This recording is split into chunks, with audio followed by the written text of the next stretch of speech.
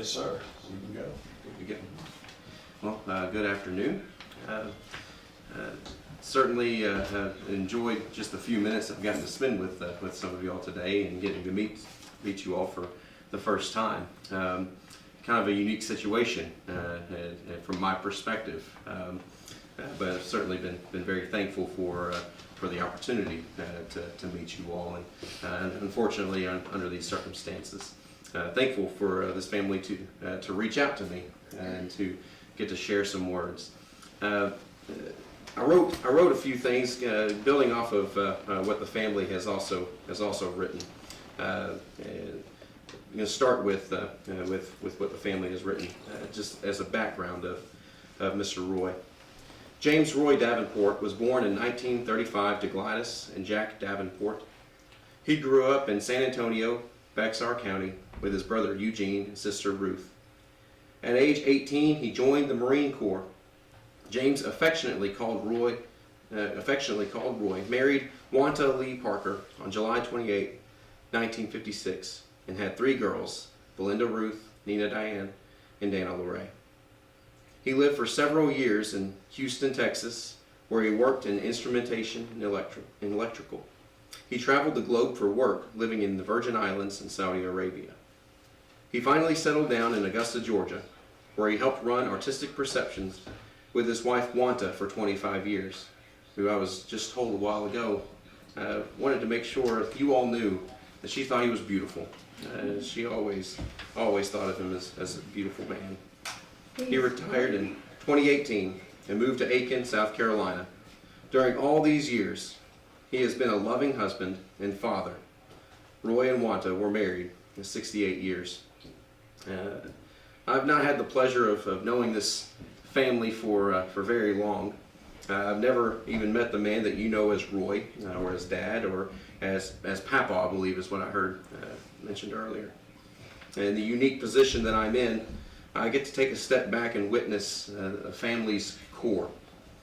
If you would so allow me, I'd like to share with you my perspective. One, I see family unity.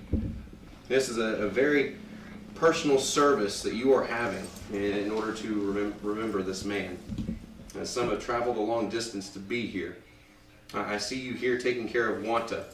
I read the very words that you provided for me. I see the respect that you have for Roy. 2, I see love. I see love for Roy and Wanta from their family in this respect and in this unity. I see the love for them to have their wishes granted for this service. I see love for Roy to draw such attention to his life as a celebration. But to be honest, I got a little curious about this place called Artistic Perceptions. I'm rather new to the area, so I Googled it to learn more about it. I didn't see what I expected to see. I clicked on the website link, which took me to a page that read at the top, Wanta L. Davenport homepage. From there you can click on links such as View Wanta's Paintings Gallery, or View Prints by Wanta, or examples of Wanta's portraits. Knowing they worked in this business for 25 years, I gathered from this that Roy was a man that supported his wife's dreams. In loyalty, he saw her gift for art and gave her a life where she could do what she loves. And it's very touching for me. Ephesians chapter 5, verses 25 through 30, we read this. Husbands, love your wives, just as Christ also loved the church and gave himself up for her, so that he might sanctify her, having cleansed her by the washing of water with the word, that he might present to himself the church in all her glory, having no spot or wrinkle or any such thing, but that she would be holy and blameless. So husbands ought also to love their own wives as their own bodies. He who loves his own wife loves himself. For no one ever hated his own flesh, but nourishes and cherishes it, just as Christ also does the church, because we are members of his body. In this passage, the Apostle Paul is comparing the relationship of the church with Christ to that of husband and wife. The command for husbands is to love their wife, to honor their wife, to nourish their wife, to cherish their wife, to sacrifice for their wife. There is no doubt in my mind, with the limited knowledge that I have, of this family that Roy loved his wife, honored his wife, nourished his wife, cherished his wife, and sacrificed for his wife. He is described as a loving father, also a part of the design by God for the family. It's because of such love that we are here today to remember this man, to love him for the love that he gave to each of his family members, to cherish and remember the love that he gave. Paul said this about love in 1 Corinthians 13, 4 through 8.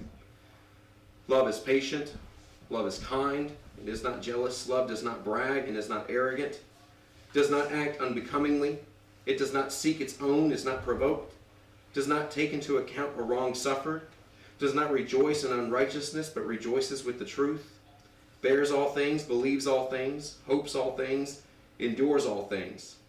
Love never fails. This is often a passage that you read or hear read at weddings. But in a setting where we reflect on Roy's love, it seems necessary to consider the times he loved through kindness and patience, through humility and contentment, through selflessness and forgiveness. Our God is an awesome God who through his infinite wisdom created everything we see, touch, taste, smell, and hear. We know him for his physical creation, but even in that same passage we read a moment ago, God through Paul reminds us that the greatest gift is love. And as we say our goodbyes today to Roy, let us be thankful for the blessing of time that we have been granted in knowing him, loving him, and being loved by him. Will you pray with me?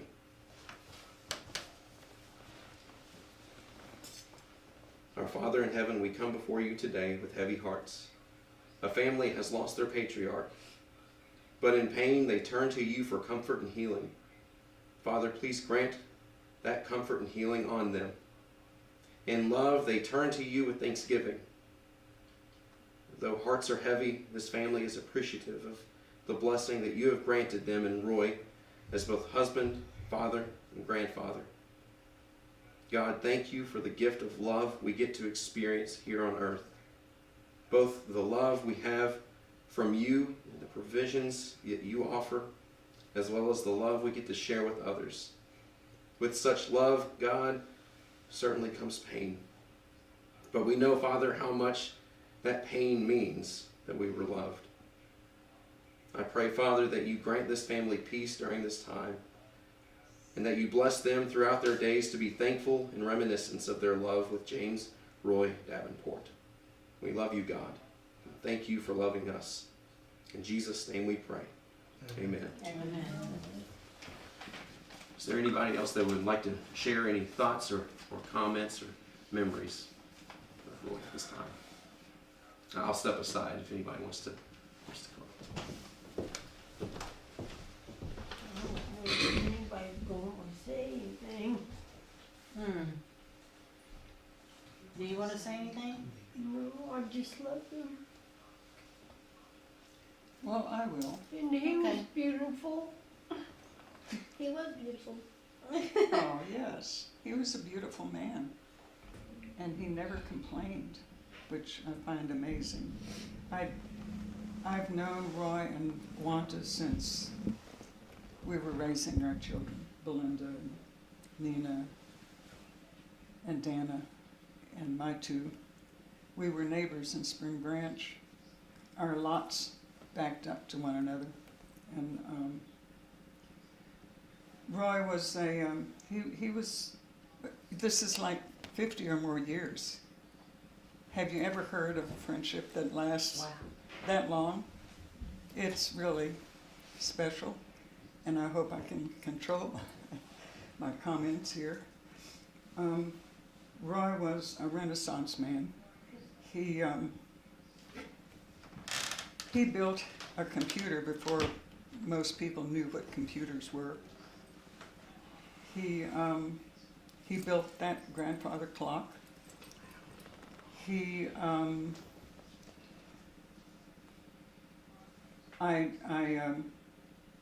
was a machinist. He worked with Armco, I think it was, in Spring Branch. He hooked up my dryer for me, electronic, he knew electricity. He hooked up my dryer for me, and he even pierced my ears. And every time I put earrings on, I think of Roy because one ear is pierced higher than the other. But Roy was, Roy and Wanta have had a beautiful love affair their entire lives, and have shared so much, living in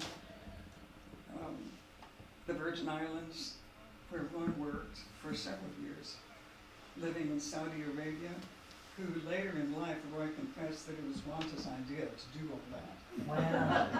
Go to Saudi Arabia and live in Saudi Arabia.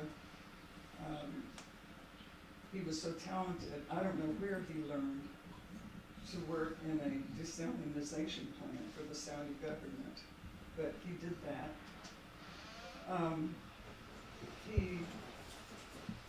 They came back to the States. He worked in several capacities, but he is one of 3 most influential people in my life, and through his guidance, I have gained so much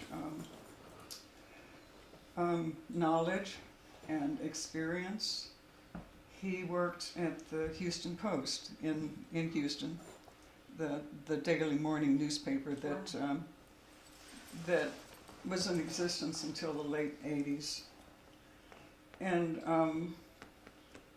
I was a stay-at-home mom. I had 2 young children. They were entering school at the time, and I was a stay-at-home mom, and I needed to be a stay-at-home mom, but my children were growing up, and I was anxious about doing something that would be,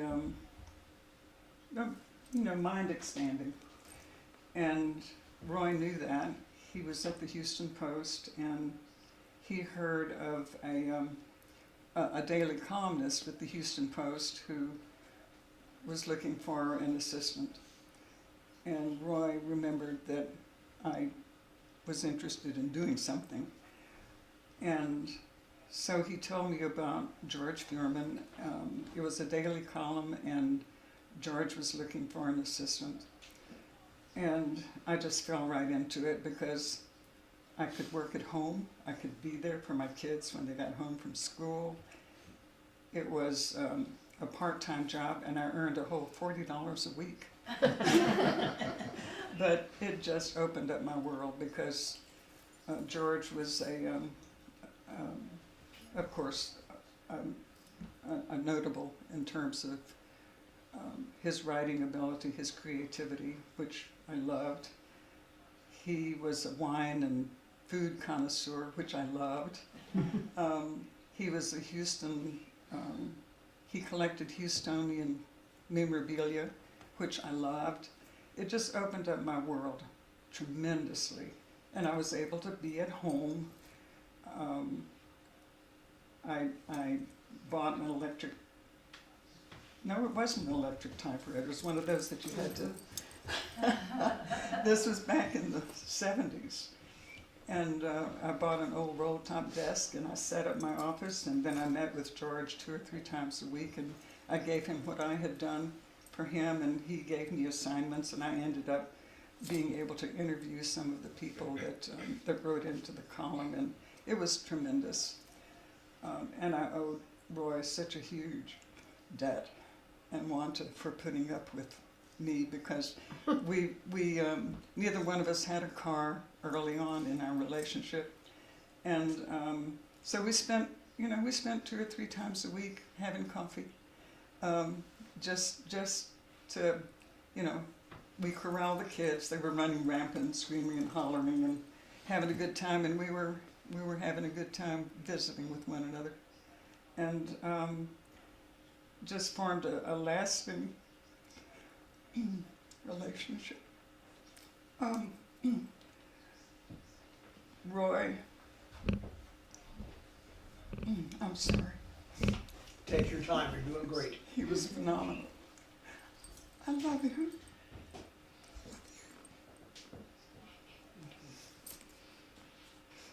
Yeah, I thought of her as his girlfriend. Cause he liked him so much. She's always said that. Well, you guys have been beautiful, and When- God bless you, and God bless Roy. When we were in the hospital, it was kind of funny because when he was sitting there, he couldn't barely speak, but he was like, "I need to call my girlfriend to let her know." And we had to get her on the phone and make sure that you knew. And I was like, "Your girlfriend." Well, he, But you, you know what's prophetic, the weekend before Christmas this year, we talked to wish one another a Merry Christmas. Mm-hmm. And he said something that I will remember always. I'm sorry. He said he has had two loves in his life. You, his wonderful wife, and me, his platonic His what? Platonic Platonic. love. Oh. y'all were such a good for them. So God bless you. Most of you don't know who I am, but I'm John White. I live right next door. My wife Barbara right there, and my son-in-law Sean in the back over here. And I'd just like to say a few things. I don't have any prepared remarks, but I'd like to say that, you know, when Roy and them came to, and Wanta came here to live, it was a blessing in a number of different ways, but, you know, the jalapeno cornbread that she made was great. And she always made sure that she included me when she made that. But the people that lived here before was a family, had 7 children. Wasn't it 7? 7 children. And they weren't bad children, they were good children, but it was just a blessing, you know, that they were able to find a place that was a little bit bigger for them and the neighbors that we ended up with. We've actually been over here for dinner a number of times. They've been over to our house. We've actually been out to eat with them. I think we went out on their anniversary and a couple of other occasions, and we've come over and sit with them and talk with them, and I can tell you honestly that, you know, we could have never been more blessed to have Roy and Wanta's neighbors, and we appreciate the fact that y'all have included us, you know, allow us to be able to come over and be a part of this today. And I would just like to bless you all. You know, I know that you miss Roy, but I guarantee you that we think fondly of him, and we think all the good thoughts that we could, you know, everything that we could think of him right now is going to be a positive thought. So that's a good thing to leave this world with, if nothing else. Thank you. Thank you.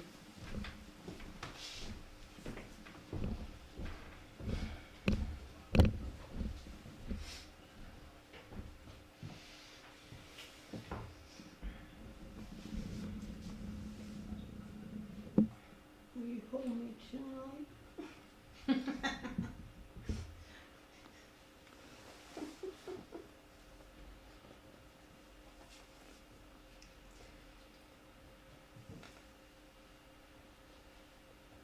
Well, there's plenty of food and drinks and stuff.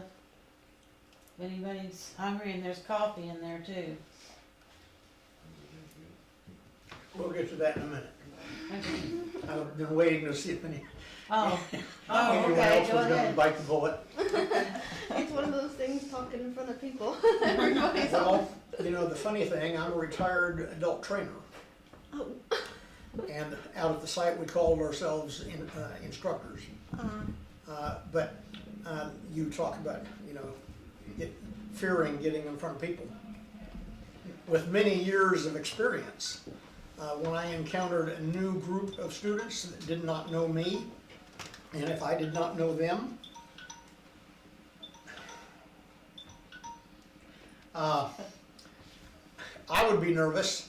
It doesn't matter how much experience I had. But anyway, as I'm a little bit nervous now. But you know, we're all amongst friends. I met Roy quite a while longer, or earlier than what I met Wanta. I worked with Roy. I went out to the site, Savannah River Site for you travelers. Big nuclear research facility outside of Aiken. I went out to the site in 1989, and guess who I found out at the site? Roy Davenport. I didn't know him, he didn't know me.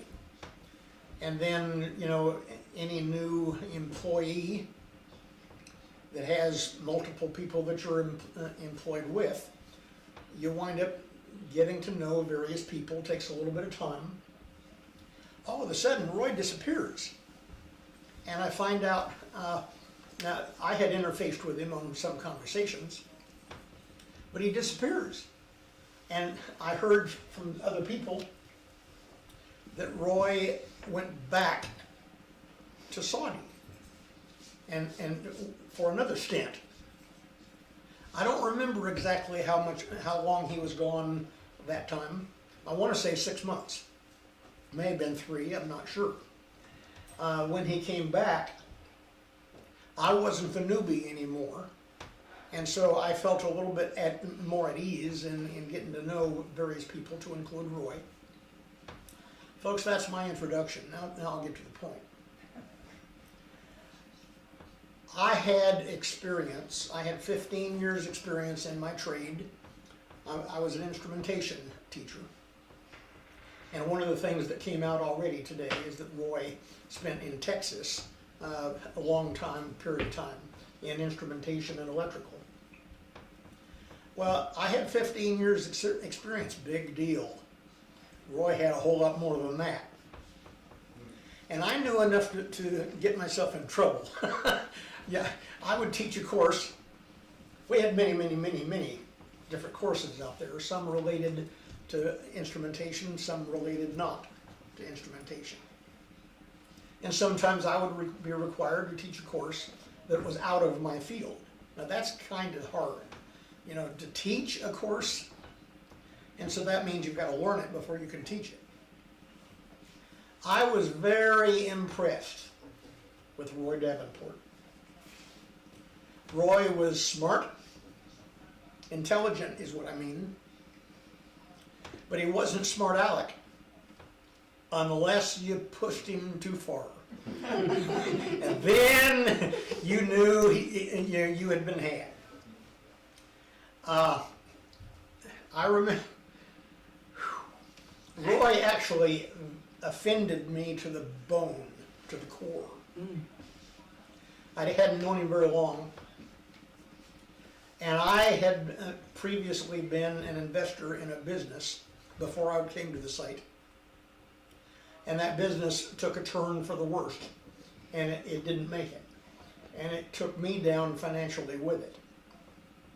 So I wound up having more knowledge about the legal affairs than what I wanted, because I had to file bankruptcy on the business and me personally. And I remember and I will get back to Roy, I remember my attorney told me, you will know more about bankruptcy law and that type of thing than what you want to know. You'll know as much as an attorney knows, is what he said. The problem is you just won't be able to go practice law. You're learning it from a customer perspective, not an authority perspective. Okay, so now get back to Roy. You know how guys will talk about various things in your spare time. We got into a conversation about liability, legal liability. And so I made some comments related to my experience. And Roy got pretty full of it, and full of what I was saying. He was ready to move on to something else.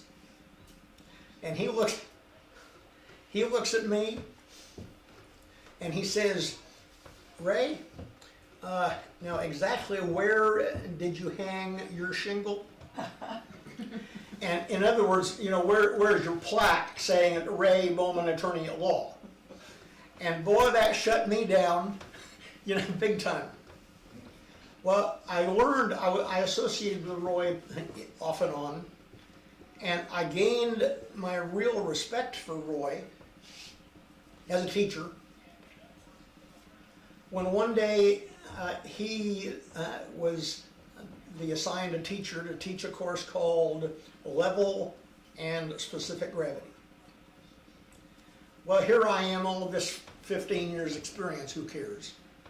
Just because you got a few years doesn't mean you know everything about everything. And I knew that, you know, I knew enough about level and specific gravity to get me in trouble. So I went ahead and opted, I was cadre, I was an instructor, but I opted to sit in as a student into his course. Man, oh man, oh man. I learned so much about level and specific gravity, more than I can really utter right now. Roy was a fantastic teacher in any of the courses that he had decided to teach. Now that dates it to about 1995. I met Roy in 1989. So about 1989, the Savannah River Site was going through some turmoil, internal, real problems. And we wound up having a lot of layoffs. And a little tidbit of information, I was out there 23 years, and in 23 years, I survived 19 layoffs. Wow. The 20th one got me in 2013. Okay, so in 1995, so that I don't talk the entire evening, in 1995, Roy gets frustrated with the assignment that he's on. And there's a story behind that, but I'll squelch that one.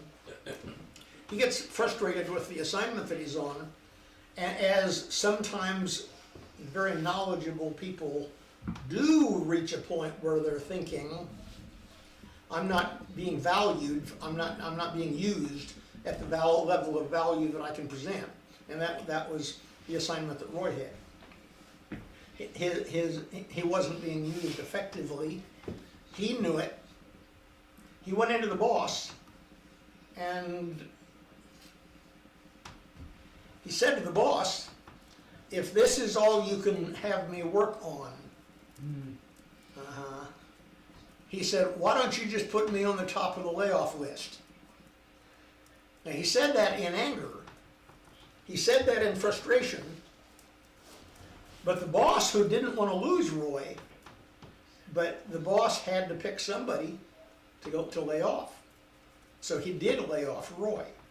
But now the good news is Roy, Wanta, and I, and some other people that some of us know and some of us don't, George McManus and several others, we wound up staying in touch with each other. And we'd go out to eat periodically, and Belinda, this is where I met you, in about 1995, in that neighborhood. Because Roy was taking, I will call it, odd jobs, odd gigs, if you will, teaching gigs. And he went on a teaching assignment, not associated with Savannah River Site. And he got very sick. And then, you know, the family came in because he was in serious trouble. So that's when we met. Right. Okay, now aren't you glad I'm narrowing this down, fixing to go for the last point?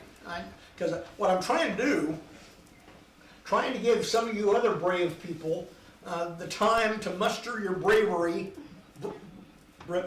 There's a word for that, can't think of it right now. And because you're going to be next.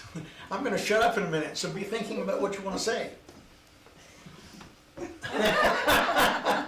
Okay, so the point that I'm driving at now is Roy and I and Wanta, as I said, we've stayed in touch with each other and here, but I'm out there teaching various courses.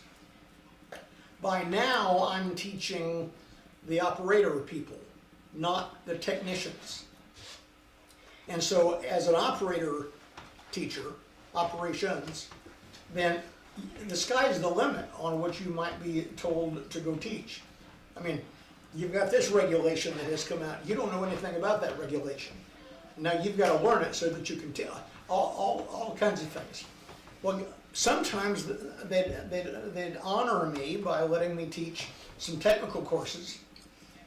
The problem is I've introduced myself to you today as an instrumentation teacher. So great, what do? They say, oh, you're instrumentation, so you must know enough about electricity to teach a course.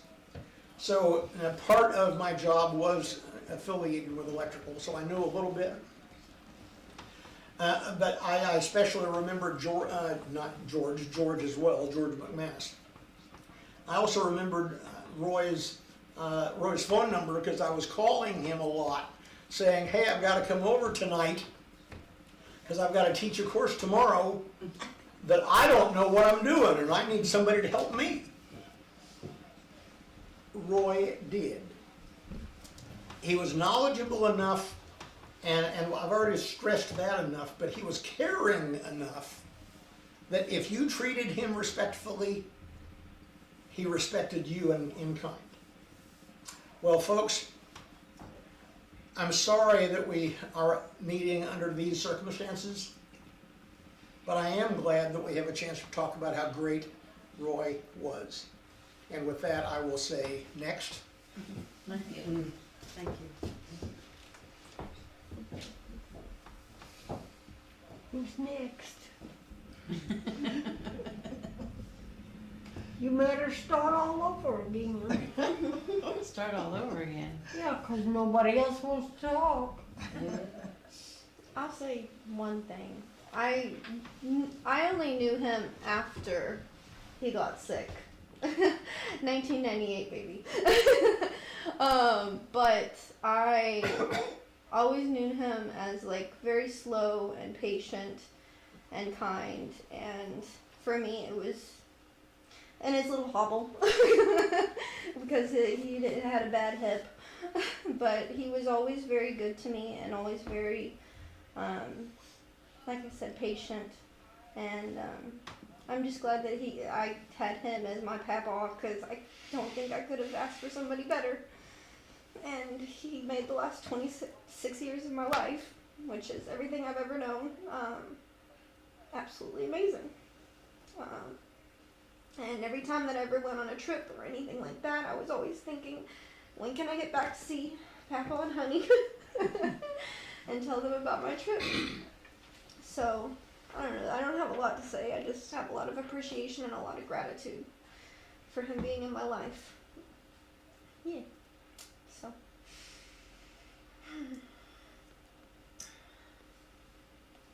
Who wants to go next? Anybody? I loved him. That's all it was. That's all there is to say. He was beautiful.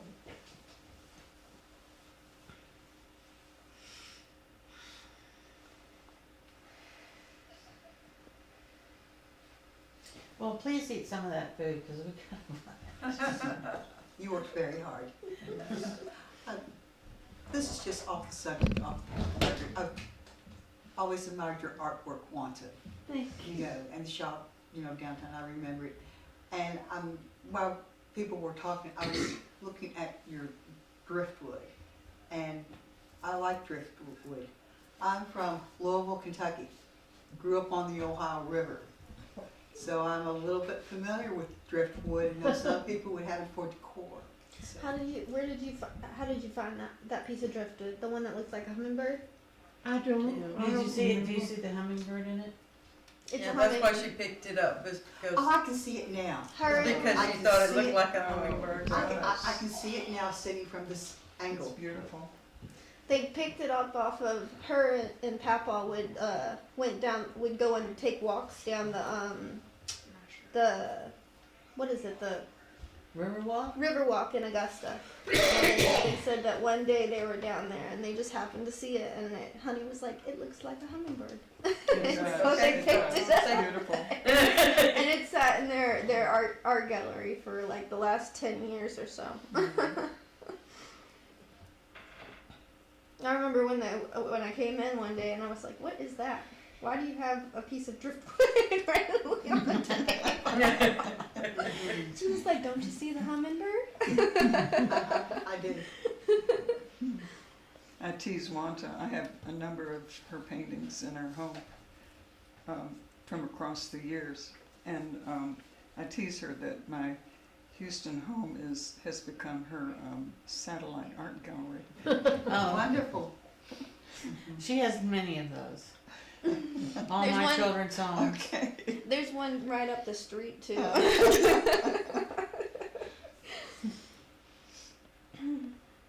Technically, we gotta go through all of the.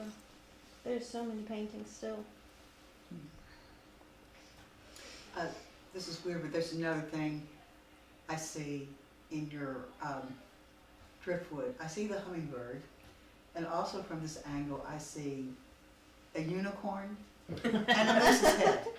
And Moose's head. Moose's head. I'm gonna have to look at that one a little when the books aren't in the way. Uh-huh. And see the Have to, moose's head. have to turn it around.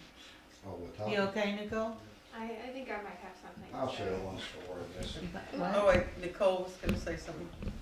Yeah. So when I was a kid, if y'all, like those of you who know me, will know that I didn't get along very well at school. I had a bad time. And on the weekends and sometimes during the week, I was able to go to Honey and Papa's house because we were like 20 minutes away for pretty much the majority of my childhood. So Honey and Papa's house ended up being kind of a nice, calm, quiet place for me, where people didn't try to tell me, you know, what to do too much. People weren't trying to like, people just let me be myself, you know? I could go there, I could watch cartoons without being told off for it. I could paint, I could tinker with all of Papa's, well, at least what Papa would let me tinker with of his tools. I remember he let me play around with the soldering iron a few times, and you know, I just get into stuff that I wasn't supposed to. But I keep thinking about all the clocks going off. And for some of y'all that might be a bit of a lot, the clocks. But for me, since that was the quiet place,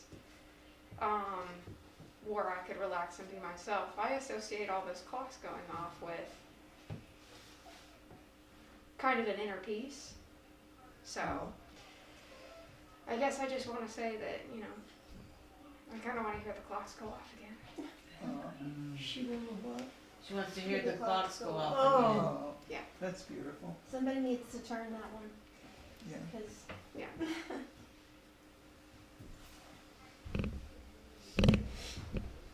Done? Yeah.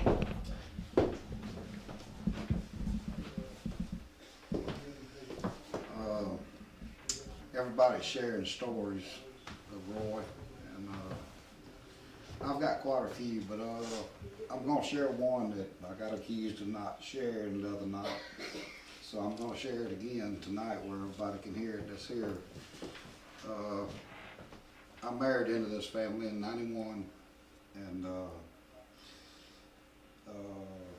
to Dana, and when we got married, she was living in a little cottage out in New Ellington, and just barely going from pillar to post, I guess. But anyway, And Roy always had a unique way of looking at something. Some things you can fix with money, and some things you can fix with knowledge.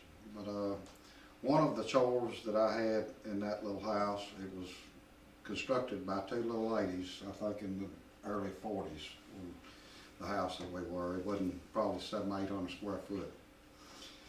And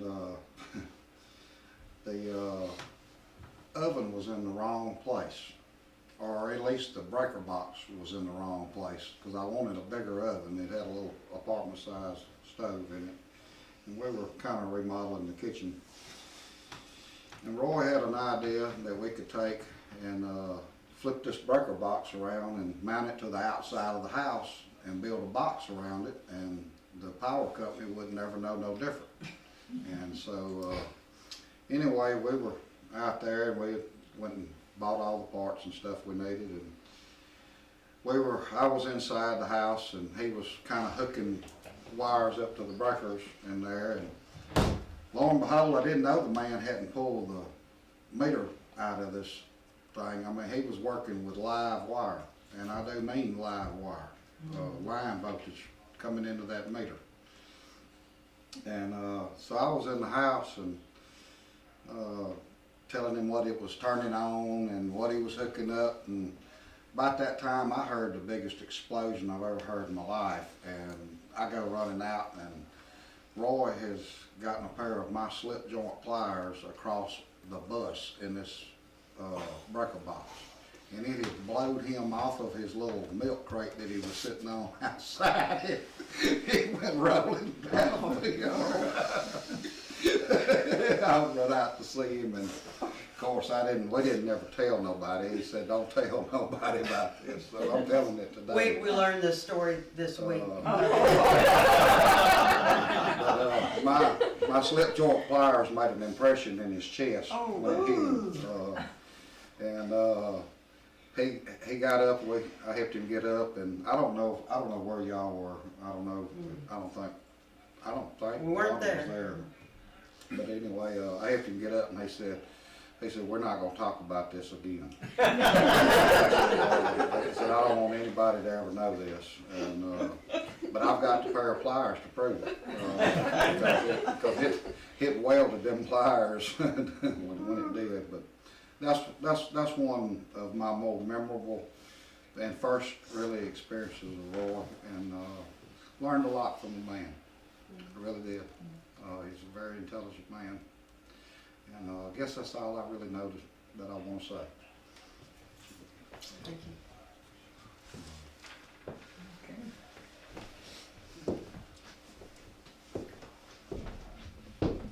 you. You mentioned the chiming of the clocks. When Roy and Wanta relocated to Saudi Arabia, they put their household possessions in storage, but they didn't want to put their grandfather clocks in storage because they were concerned about moisture and humidity, and so they gave me the privilege of storing them in my house. And I fell in love with them so much that when they came to get their grandfather clocks back again, I had to buy my own grandfather clock because I just love the chimes.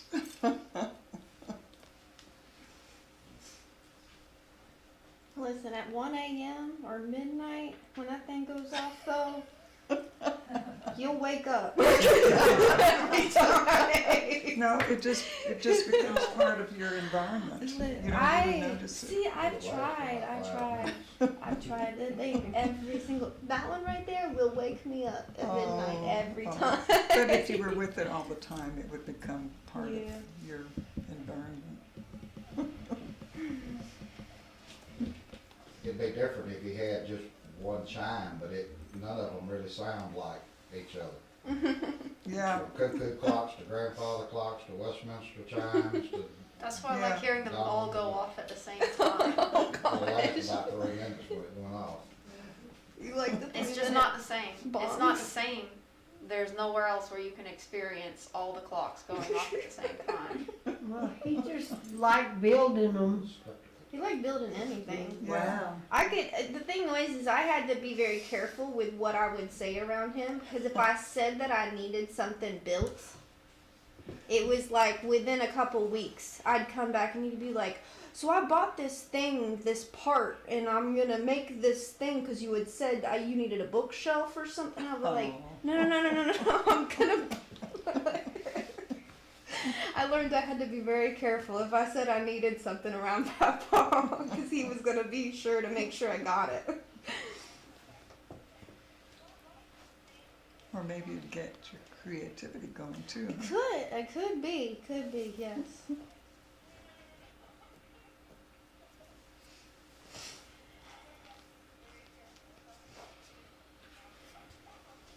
There was nobody as beautiful as Roy.